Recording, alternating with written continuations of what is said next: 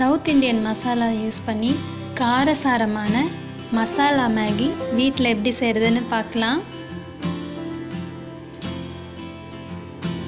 ஒரு பேனில் கொஞ்சம் ஆயில் விட்டுக்கலாம். ஆயில் சூடானதும் கடுகு, உளுத்தம்பருப்பு, பச்சை மிளகாய் சேர்த்து நல்லா தாளிச்சிக்கலாம். இதோட பெரிய வெங்காயம், கருவேப்பிலை இதை கொஞ்சம் வதக்கிக்கலாம். இதோட கட் பண்ண கேரட், பீன்ஸ் சேர்த்துக்கலாம்.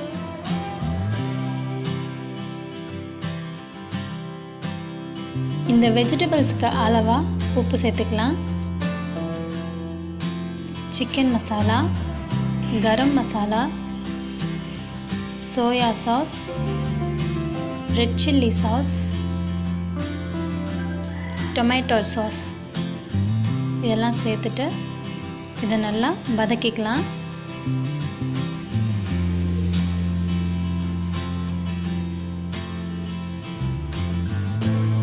நல்லா டோஸ்ட் பண்ணிவிட்டு இது கூட ஒரு டம்ளர் தண்ணி விட்டுக்கலாம்.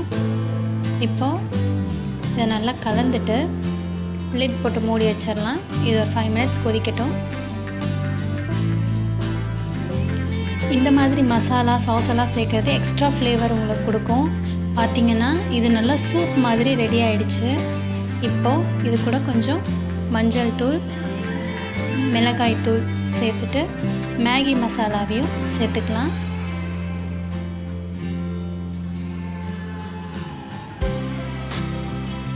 இதை நல்லா கலந்து விட்டுட்டு மேகி கேக்கை உடச்சி போட்டுடலாம். இது ஒரு 2 minutes குக் ஆக விடலாம்.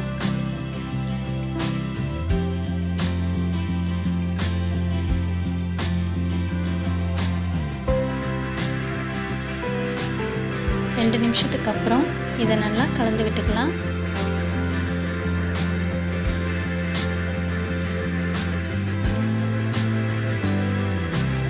நம்ம யூஸ்வலாக செய்கிற மேகி கூட இந்த மாதிரி நம்ம யூஸ் பண்ணுற மசாலாஸ் எல்லாம் சேர்த்து செஞ்சீங்க அப்படின்னா அதோட ஃப்ளேவரும் அதோட ஸ்பைசி லெவலும் ரொம்ப சூப்பராக இருக்கும். இந்த மாதிரி ஒரு தடவை செஞ்சு பாருங்கள். South Indian masala Maggi ready ஆகிடுச்சு. இந்த மாதிரி ஒரு தடவை செஞ்சு சர்வ் பண்ணுங்கள். கண்டிப்பாக எல்லாத்துக்கும் ரொம்ப பிடிக்கும். இந்த வீடியோ உங்களுக்கு பிடிச்சிருந்ததுன்னா லைக் பண்ணுங்கள், ஷேர் பண்ணுங்கள், கமெண்ட் பண்ணுங்கள். மறக்காமல் எங்கள் பூசா கிச்சன் சேனலுக்கு சப்ஸ்கிரைப் பண்ணுங்கள். பக்கத்தில் இருக்க பெல் ஐக்கானையும் கிளிக் பண்ணுங்கள். தேங்க்யூ.